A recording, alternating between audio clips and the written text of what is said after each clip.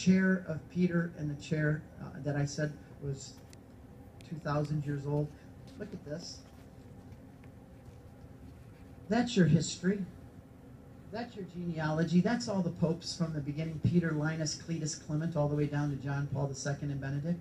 That's something you can be exceedingly proud of. If you start a Baptist church today, it's guaranteed within 20 years it's going to split 3 or 4 times. Look at this.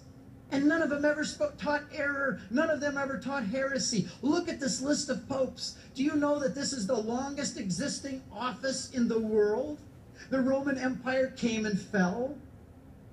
The barbarians came and fell. The Byzantine Empire fell.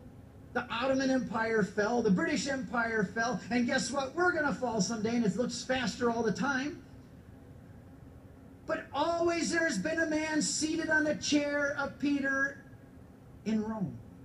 For 2,000 years, there is no institution or office that has existed longer than the papacy, and there will be a man sitting there teaching infallibly with the pure water flowing out from the rock. It'll be flowing there until the day Jesus comes back, if it's 10,000 years from now. Because why? I'm not building the church. You're not building the church. Jesus is building his church. And because of that, I can trust it.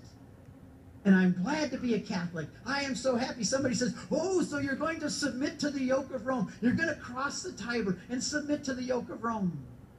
And I said, yes, I am. And thanks for the title for my book. That's where it came from.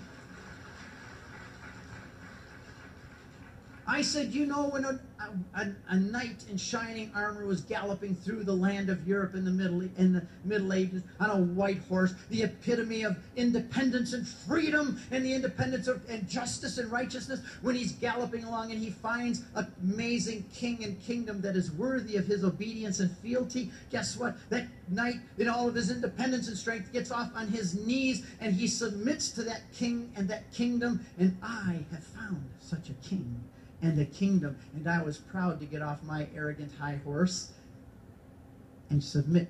The first time I met a bishop was when I was not even a Catholic yet. I had already decided. I'd read my way in, and we were at a Mass, one of the first we'd ever gone to in our life, and the bishop was coming up the aisle, and I got out of my seat at the beginning of the Mass, and I ran back and I stopped the procession. I hugged the bishop and thanked him for letting me be a Catholic. I hugged him. I knelt and kissed his ring, and everybody's wondering, what is he doing? And I'm just blubbering all over the bishop and thanking him for being my pastor, because I did it, because it was the only time in my life I'd have a first opportunity to meet my pastor, who was in the succession, apostolic succession from the apostles, and I knew who he was, and I would have followed him all the way into the Colosseum to be eaten by lions that day. And I wanted to kiss his ring because I'd never have another first opportunity. And I kissed his ring, and I thanked him for being a priest. And I wanted everybody to know, the whole world, all the angels and the wicked spirits and the angels, and the devil himself, to know that I was now submitting to the Church of Rome and kissing my pastor's ring.